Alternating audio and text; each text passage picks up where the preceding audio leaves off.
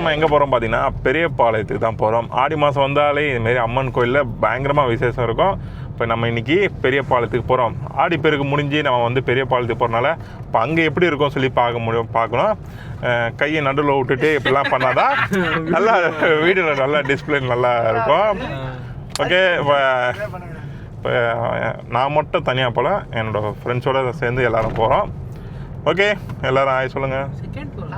Okay okay காலங்காத்தால உனக்கு குறவழி வரைக்கும் சோத்த போட்டு வண்டியில ஏத்திட்டு வந்ததுக்கு உன்னால என்ன பண்ண முடியுமோ அதை பண்ணிட்டேன். ஓகே, பெரியபாளையத்துக்கு வந்து ஒரு பெரிய ஒரு கதை இருக்குது.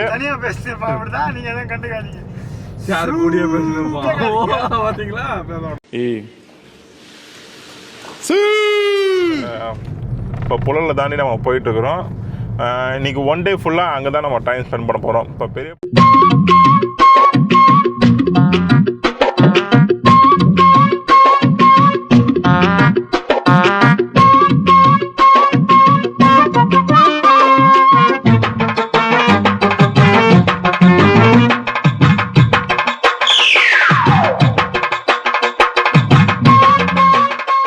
பெரியபாளையத்துக்கு வந்து ஒரு பெரிய ஒரு கதை இருக்குது. அது எத்தனை பேருக்கு தெரியும்? கண்டிப்பாக பெரியபாளையம் வந்து அப்படி தான். ஆடியோலாம் சவுண்டு நல்லா ஏற்றி வச்சுக்கோங்க, அப்போ தான் நான் பேச நல்லா உங்களுக்கு கிளியராக கேட்கும். நம்ம இன்னும் கொஞ்ச நேரத்தில் வந்து பெரியபாளையம் ரீச் ஆகிடுவோம். இப்படி சொல்லி நம்ம இன்னும் கொஞ்ச நேரத்தில் வந்துடுவோம். அப்படி தானே பேசுங்க. இந்த கவுண்டர்லாம் நீங்களே கொடுங்க, நான் கொடுத்துருந்தேன். நீங்கள் ஏண்டா நல்லா வளர்ந்துக்கிட்டு வர. கொஞ்ச நேரத்தில் நம்ம பெரியபாளையம் ரீச் ஆகிடுவோம். இப்போ வண்டி வந்து கரெக்டாக போயிட்டுருக்குது. இன்றைக்கி நைட்டு ஃபுல்லாக நம்ம அங்கே தான் நம்ம இருக்க போகிறோம். பெரியபாளையத்தில் இருக்கக்கூடிய விஷயத்தெல்லாம் வந்து நம்ம வந்து ஃபுல்லாகவே நம்ம கவர் பண்ண போகிறோம். சரி, பெரியபாளையம் கண்டிப்பாக சென்னையில் இருக்கிற எல்லாருக்குமே தெரிஞ்சிருக்கும். ஆனால் இதுக்கு வந்து வரலாறு ஒன்று இருக்குது. இந்த பெரியபாளையம் கதை வந்து நான் சொல்ல போகிறேன், நல்லா நோட் பண்ணி வச்சுக்கோங்க.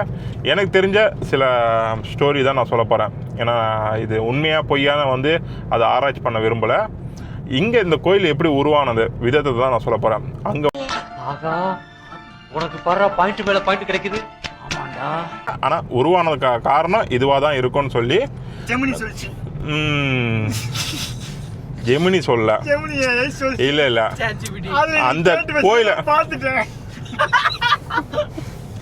இல்லை கூகுளில் தான் நம்ம நிறைய விஷயம் நம்ம கற்றுக்குறோம்.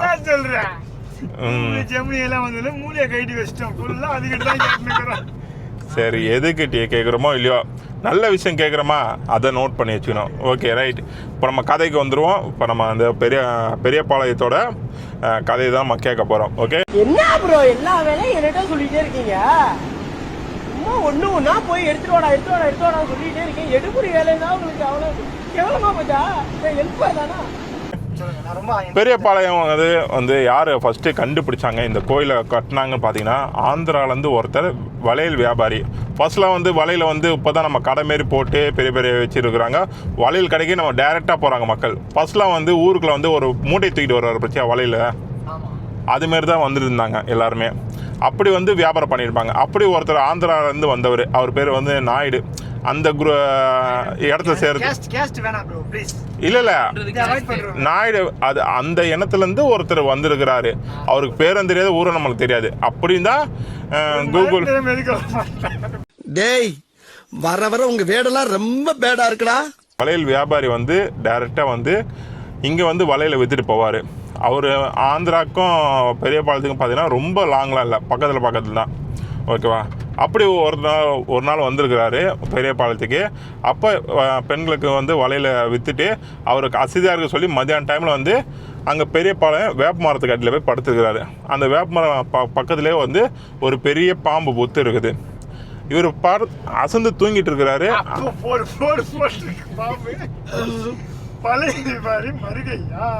சொந்த காசுல சூனிய வச்சுக்கிறவாங்கன்னு சொல்லுவாங்க. அது இதுதானா? படுக்கும் போது அவர் வச்சு இந்த வளையல் மூட்டை திடீர்னு காணாமல் போயிடுச்சு. எங்கே போயிடுச்சுன்னு சொல்லி அவரும் தேடி பார்க்குறாரு. அவர் எங்கே போனதே தெரியல அவருக்கு. அதுக்கப்புறம் போய் பார்க்குறாரு, அந்த பெரிய பாம்பு புத்தில் போய் அந்த புத்துமே இருக்கும், புத்து சொல்லுவோம், அதுக்குள்ளே அந்த பேக் இருக்குதான். அவரும் பெரிய குச்சி வச்சு எடுத்து பார்க்குறதா ட்ரை பண்ண முடியல. அப்புறம் அப்படியே நேராக போய் வீட்டில் போயிட்டு அப்படியே வீட்டுக்கு போயிட்டு இதுமாரி நடந்ததை சொல்லிவிட்டு அவர் போய் படுத்தாராம். கனவுல வந்து இதுமாரி வந்து அம்மன் வந்து தோன்றிருக்கிறாங்க. கனவுல வந்து அவங்க தான் பவானி அம்மன் சொல்லிட்டு இருக்கக்கூடிய பவானி அம்மன் கோயில்னால தான் இந்த பெரியபாளையம் இந்த அளவுக்கு ஃபேமஸாக இருக்குது. அந்த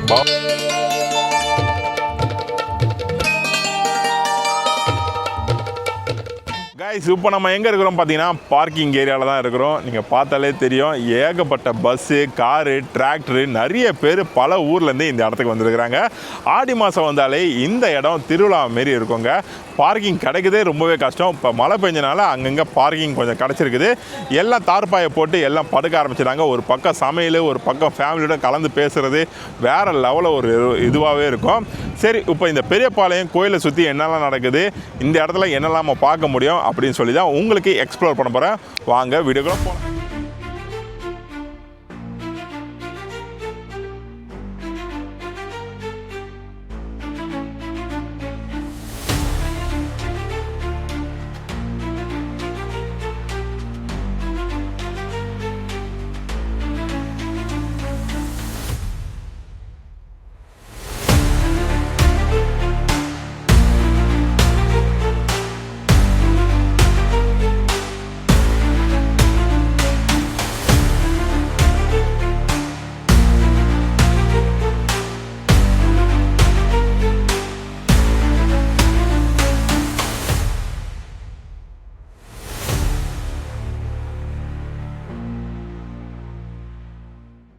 கைஸ், இப்போ நம்ம எங்கே வந்துக்கிறோம் பார்த்தீங்கன்னா, காரை வந்து பார்க் பண்ணிவிட்டு பொருட்காட்சி தான் வந்துக்கிறோம்.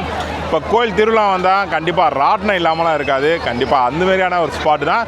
உள்ளே வர்றதுக்கு என்ட்ரி டிக்கெட் தேவையில்ல. ஜஸ்ட்டு அப்படியே உள்ளே வந்தோன்னா அப்படியே குழந்தைங்க சரி, பெரியவங்களுக்கும் சரி, கொஞ்சம் நேரம் ஒரு என்டர்டெயின்மெண்ட், ஒரு நைட்டு ஒரு 3 மணி வரைக்கும் நல்லா என்டர்டெயின்மெண்ட் பண்ணுறதுக்கே ஒரு ஸ்பாட்டு தான் இந்த பொருட்காட்சி.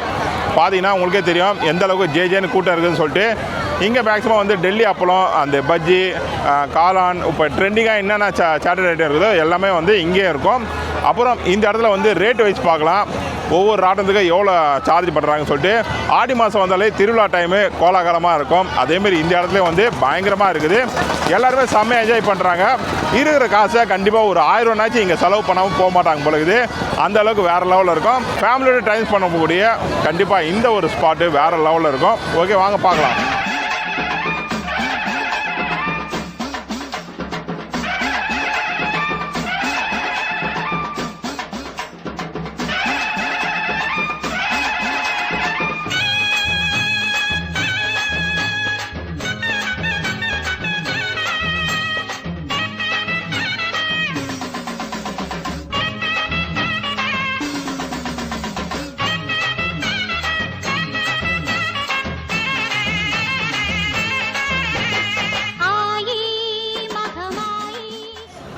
கைஸ், எல்லாருமே பயங்கரமாக என்ஜாய் பண்ணுறாங்க. நீங்களே பார்த்துருப்பீங்க, ஒரு பக்கம் ஃபுட் கோர்ட்டு, ஒரு பக்கம் ராட்டினம், எல்லாமே ஜாலியாக என்ஜாய் பண்ணுறாங்க.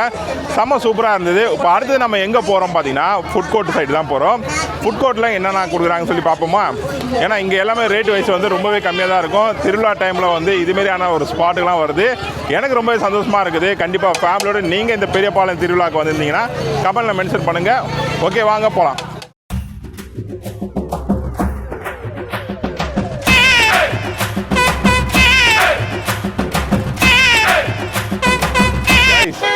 சாப்பிட்ற கடை வந்து பஞ்சமே இல்லைங்க, பயங்கரமாக இருக்குது. நீங்களே பார்த்துருப்பீங்க, ஏகப்பட்ட கடைங்க. தோசை, இட்லி, பிரியாணி, சிக்கனு, இன்க்ளூடு பீஃப்லாம் இருக்குது. அதெல்லாம் எனக்கே கொஞ்சம் ஆச்சரியமாக தான் இருக்குது. ஏன்னா கோயில் பகுதியில் பீஃபு வந்து இது பண்ண மாட்டாங்க, மேக்ஸிமம் நான்வெஜ்ஜே இருக்காது. ஆனால் இந்த இடத்துல வந்து பிரியாணி, சிக்கனு, மட்டனு எல்லாமே வந்து இருக்குது. இங்கே பெரும்பாலும் வந்து ஆடை அடித்து குடும்பத்தோடு சேர்ந்து இங்கே சமைச்சு சாப்பிடுவாங்க. அது ரொம்ப நல்லா இருக்கும். இப்போ பாத்திரம்லாம் தேவைப்படுது, விறகு கட்டெல்லாம் தேவைப்படுதுன்னா இங்கே வந்து சேல்ஸ் பண்ணுவாங்க. இது ரொம்பவே நல்லாயிருக்கும். அது ஃபேமிலியோடு சேர்ந்து இந்த கோயில் திருவிழாவில் வந்து சேர்ந்து ஒரு சொந்த பந்தத்தோடு வந்து நல்லா பண்ணுறது அது ரொம்ப இன்ட்ரெஸ்டிங்காக இருக்கும். இது போல சொந்தம் தந்ததா இறைவா நன்றி சொல்.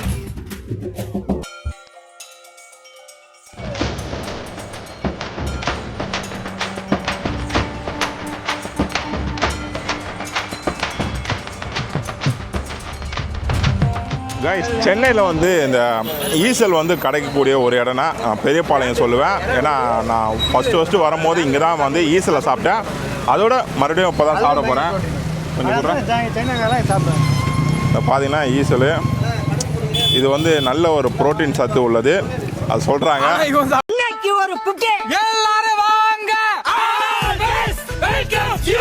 சார் இவன் சாப்பிடலன்னா இந்த சேனலை வந்து சப்ஸ்கிரைப் பண்ணாதீங்க. சாப்பிடு ப்ரோட்டீன் சாப்பிட சொல்லுங்க சார்.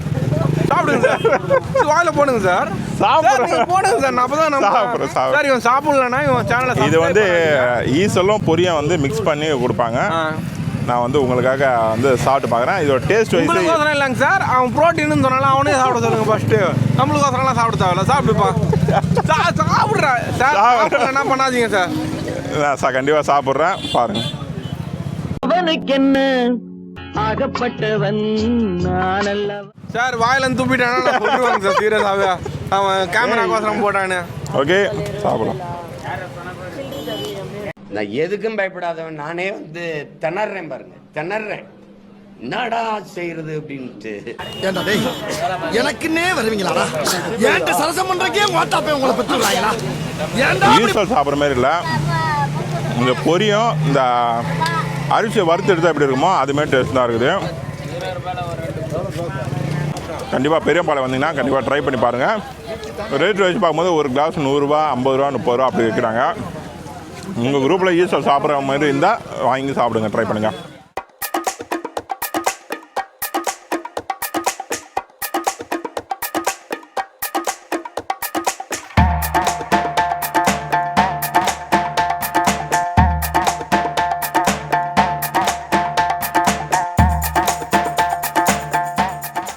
கைஸ், எனக்கு பின்னாடி இருக்கக்கூடிய இடம் வந்து மொட்டை அடிக்கிற இடம். காணிக்கை வந்து கொடுக்கணும்னு நினைக்கிறவங்க இந்த இடத்துக்கு வந்து வருவாங்க. இப்போ நம்ம எங்கே போகிறோம் பார்த்தீங்கன்னா கோயில் சன்னதிக்கு தான் போகிறோம். அந்த இடத்துல வந்து உள்ளே போக முடியாது. அதாவது கேமரா வந்து அலௌடு இல்லை. அது மட்டும் இல்லாமல் இப்போ கோயில் சன்னதி வந்து ஓப்பனில் இருக்குதான்னு தெரில, புரியுங்களா? அதனால் வந்து உள்ளே போக முடியாது. நம்ம வெளியே இருந்தே உங்களுக்கு வந்து ஃபுல்லாகவே எக்ஸ்ப்ளோர் பண்ணுறேன். பாருங்கள்.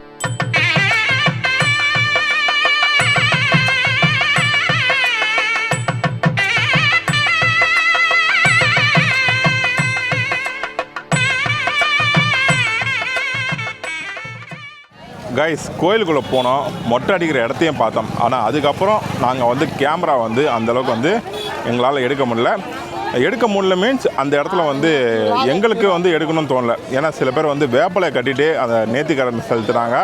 அந்த இடத்துலாம் வந்து கேமரா வந்து எடுக்க வேணான்னு எனக்கு தோணுச்சு. உள்ளே வந்து கோபுரத்தை எடுக்கலாம்னு சொல்லி நானும் ட்ரை பண்ணேன். ஆனால் அங்கே நிறைய பேர் படுத்திருந்தாங்க. பட் நான் கேமரா எடுக்கும்போது அவங்கள வந்து தப்பான ஒரு ப்ரொஜெக்ட் ஆகிடக்கூடாது சொல்லி அந்த இடத்துல வந்து கிளிப்பை வந்து ஆஃப் பண்ணிட்டேன். இன்கேஸ் நான் காட்டக்கூடிய சின்ன சின்ன கிளிப்பை வந்து கோயிலை சுற்றி எல்லாருமே வந்து இருக்கிறாங்க மக்கள். ஏன்னா 2:30 மணிக்கு மேலே வந்து தரிசனத்துக்கு ஓப்பன் பண்ணுவாங்க. அதனால் எல்லாம் லைனில் டக்குன்னு போகிறதுக்காக அப்படி நிற்கிறாங்க. உண்மையிலே சொல்ல போனால் வச்சுக்கோங்க, இத்தனை பேர் இந்த கோயிலை பார்க்கறதுக்கு வந்திருக்கிறாங்க. ஆடி மாத திருவிழா வந்தாலே இந்த இடம் வந்து ரொம்ப ஜேஜேன்னு இருக்கும். ரொம்ப திருவிழா களம் போல் இருக்கும். நான் இந்த இடத்துக்கு வந்தது எனக்கு ரொம்ப சந்தோஷமாக இருந்தது. பெரிய பாலத்துக்கு ஒரு கதை இருக்குது, அதை நான் சொல்கிறேன். ஃபஸ்ட்டு இந்த ஏரியாவை கவர் பண்ணிடலாம் வாங்க.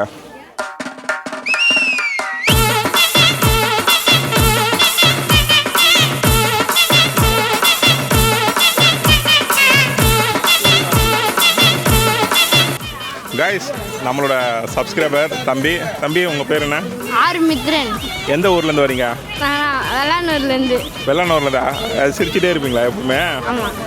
யார் யார் வந்துக்கிறீங்க? நானே எங்கள் அம்மா அப்பா எல்லாரும் வந்துக்கிறீங்களா? இப்போ உங்களை விட்டுட்டு போயிட போகிறாங்களா? அதனால் போனோமா சீக்கிரமா? ஓகே, பாய் பாய். பெரியபாளையம் சைடு நீங்கள் வந்தாலே நீங்கள் நிறைய கடையை வந்து நீங்கள் பார்க்க முடியும். அதுவும் மேக்ஸிமம் வளையல் கடை நிறையவே பார்க்க முடியும். இந்த வளையலுக்கும் இந்த பெரியபாளையம் அம்மன் கோயிலுக்கும் ஒரு கனெக்ஷன் இருக்குது. அது நான் உங்கள்கிட்ட சொல்ல போகிறேன். பெரியபாளையம் கோயிலை பார்த்துருப்போம், மக்களோட வருகையை பார்த்துருப்போம், எந்த அளவுக்கு பிரம்மாண்டமாக இருந்ததுன்னு சொல்லிட்டு. இந்த பெரியபாளையம் பவானி அம்மன் கோயில் ஆலயத்தை உருவாக்குனது ஒரு வளையல் வியாபாரி தான். அந்த கதையை தான் நம்ம சொல்ல போகிறேன், கேட்டுக்கோங்க. எல்லாரும் கூறப்படக்கூடிய இந்த ஒரு கதை வந்து உண்மையாக நிஜமாக தெரில. ஆனால் இந்த கோயில் உருவானதுக்கு அது ஒரு முக்கிய காரணமாக சொல்லப்படுது. ஆந்திராவிலேருந்து வந்த ஒரு வளையல் வியாபாரி சென்னையில் வந்து அப்பப்போ வந்து வளையல் வியாபாரம் பண்ணிட்டு போவார். அப்படி வரபோது பெரியபாளையத்துக்கு வந்து பெண்களிடம் வந்து வளையலும் கொடுத்து இங்கே வந்து குங்குமம் மஞ்சளும் கொடுப்பார். அவரோட வழக்கம் இது. நீங்கள் பெரிய பாளையத்துக்கு வந்தீங்கன்னா அங்கங்கே கடையில் பார்த்தீங்கன்னா வளையல் அதிகமாக இருக்கும். இந்த வளையல் வர காரணமே வந்து அந்த வியாபாரி தான்.